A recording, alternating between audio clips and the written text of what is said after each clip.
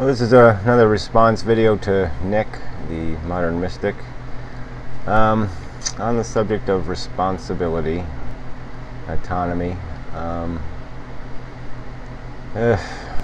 We just keep kind of going around in a circle. Basically, Nick doesn't believe our brain is basically programmed by our environment. It feeds us the information. The native programming will do with it what it will with that information, and we will conduct ourselves accordingly, and there isn't anything we can necessarily as individuals take responsibility for, because it's basically garbage in, garbage out. And so if a person is defective by some standard of abnormality or whatever, we can't hold them necessarily responsible, because we essentially created them. Society created every individual. While I don't disagree entirely, I actually believe everything that's going to take place, everything that's coming out of my mouth now, was a preordained event, just because every atomic molecule has its, not molecule, but a particle, wave, whatever, has its course, and none of those atoms can be changed in their course, and so they will do what they will do by a predictable equation, and so we all have no control. But a word like responsibility is, we're the ones who choose to say what that means, and basically it's a judgment. It's a judgment by one brain of, say, another brain, another person's conduct. And I suppose I would argue that it really doesn't matter whether we get garbage as an input from society. Our capacity to know a few simple facts, a few simple little kernels of knowledge, is all around us. We've all experienced our power. We have all had the choice to make. Well, shall I step on this bug, or shall I not step on the bug? Shall I squish it between my fingers, or shall I not squish it between my fingers? Shall I destroy its life, its history, its destiny? Just that simple. It's over, done. So we all know we have power. We might not have control over our human companions and the rest of it, but we definitely have control over our pets and animals around us and the nature around us every day.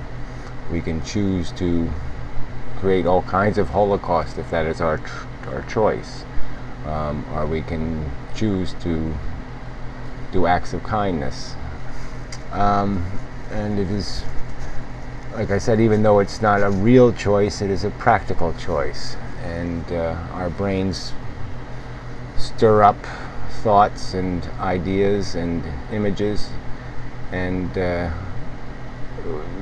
we produce an end result, a decision, and we conduct ourselves based on that. And so I would argue there's all these kernels of knowledge, the fact that all men are created equal, the golden rule, and like I said, these simple ideas where we're given the information, the raw information, that we have power.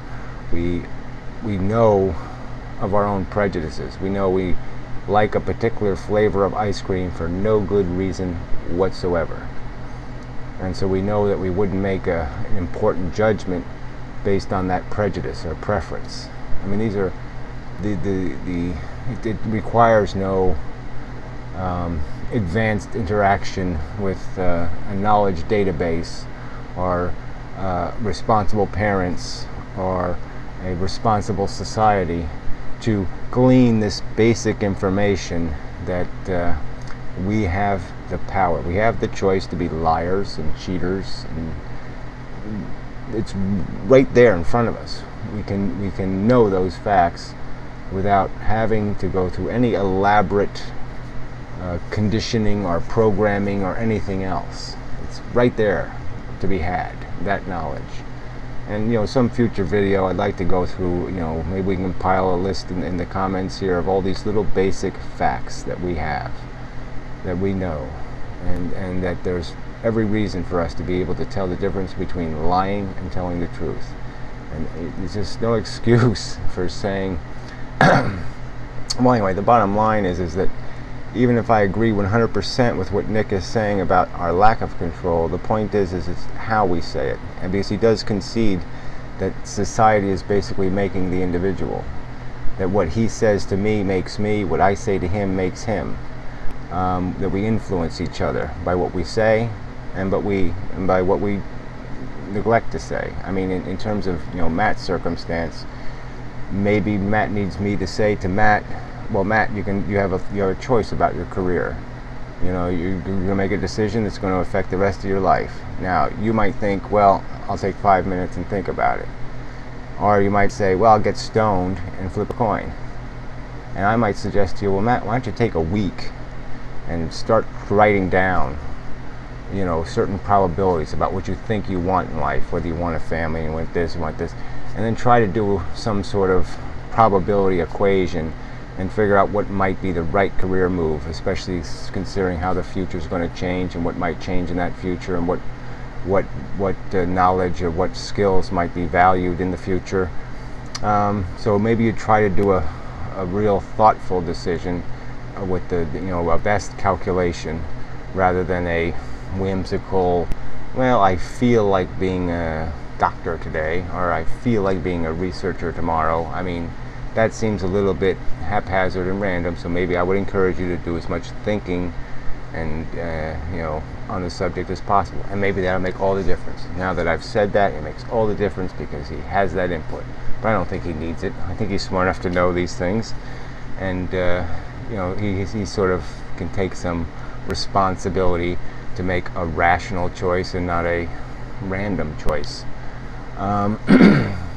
And so that's sort of what I'm getting to, is that it's not so much about this brain theory as it is the perception, our influence in even discussing it, because we've got to make people feel empowered. We've got to make people feel responsible, because if they any time they're encouraged to do, they're always encouraged by their own selfishness not to do these things, not to take responsibility. To throw it off to God or some other thing, to make some other excuse for their deciding not to take 10 minutes to do a little bit of work on the subject, or to help somebody, or do something else. And there's just, I see nothing productive coming from a discussion that essentially says, well, no individual is responsible, it's society's fault, because we all feel helpless in changing society. So if the only way I can change individuals is to change society, well, I'm going to feel pretty defeated and pretty hopeless about being able to do a damn thing. But if I think that maybe I can, maybe get people to feel some sense of responsibility. Like I said, I mean, they already should. I mean, the only way I can do it almost is to humiliate them into doing it, because there's no excuse for being as stupid as people are being. I mean, lying, shit. What 3-year-old doesn't know that lying is bullshit? It just, why are we going there as a society? Sorry, allergies. So that's basically, it's all nice theory, but the bottom line is that people, you're almost implying that people don't even have any control over the fact of whether they take time to think about something or not. I mean, I could choose to think for 15 minutes before I make a video, or 5 minutes, or 2 minutes. I can choose to think about whether I'm going to lie to my neighbor and cheat my neighbor for 5 minutes, or I can think for 10 minutes, or I can think for 15 minutes, and I'll come up with a different decision, because I gave it a little more processing time, and I was able to realize, oh yeah, that's wrong, and maybe I shouldn't do wrong things. Maybe I should try to be productive. So I'm just saying that these, I could put the bug in between my fingers, and I could sit there and say, oh, I feel like squashing it. Or I could say, well, let me think about what the right thing to do is. And I'm just saying that's a choice in a sense, in a practical sense. And yes, we can take responsibility for the choice.